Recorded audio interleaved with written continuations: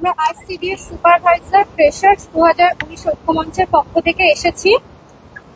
2019-এ আমাদের প্রথম নোটিফিকেশন বের হয় 2954 জনের জন্য এবং সেটি ফাইনাল মেরিট লিস্ট 2023 সালের ফেব্রুয়ারি মাসে পাবলিশ করা হয় এবং তারপরে আমাদের জয়নিং এর ক্ষেত্রে সম্পূর্ণ জেনারেলদেরকে জয়নিং দেওয়ার পর যখন ক্যাটেগরি জয়নিং এর সময় আসে তখন আমাদের নারী ও শিশু উন্নয়ন এবং সমাজ কল্যাণ দপ্তরের তরফ থেকে আমাদের প্রতি আর কোনো সহায়তা দেখানো হচ্ছে না। বর্তমানে ক্যাটেগরিভুক্ত বাকি সমস্ত মেয়েরা আজ আমরা বেকারত্বের জ্বালায় ভুগছি, সেই জন্যই আমরা আজ এই মঞ্চের সাথে এখানে একত্রিত হয়েছি, যুক্ত হয়েছি এবং আমরা প্রত্যেকে আগামী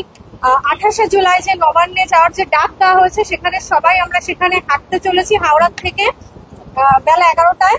এবং আমাদের এই যেভাবে আমাদের ক্যাটেগরিভুক্ত অর্থাৎ রিজার্ভ ক্যান্ডিডেটদের প্রতি যে বঞ্চনা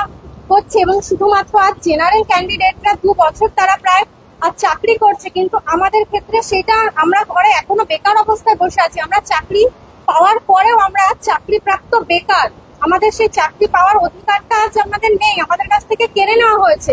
এরকম আরো এই পশ্চিমবঙ্গের বছরের পর বছর ধরে অনেক চাকরি হারা চাকরি প্রার্থী এবং যারা এরকমই চাকরি পাওয়ার পরেও যাদের জয়নিং যারা পাচ্ছে না তারা প্রত্যেকেই আজ এই মঞ্চের সাথে যারা যুক্ত হয়েছেন এবং তারা নিজেদের দাবিতে এবং এই যে অবিচারগুলো হয়ে চলেছে বছরের পর বছর তার প্রতিবাদের জন্যই আজ সমস্ত মঞ্চগুলো আমরা একত্রিত হয়েছি এবং 28শে জুলাই আমরা নবান্নের উদ্দেশ্যে যাচ্ছি এবং আমরা আশা করছি মুখ্যমন্ত্রী আমাদের এই ডাকে উনি সাড়া দেবেন এবং আমাদের সাথে কথা বলবেন। এই আশা নিয়েই আমরা আগামী 28শে জুলাই অবশ্যই নবান্নের উদ্দেশ্যে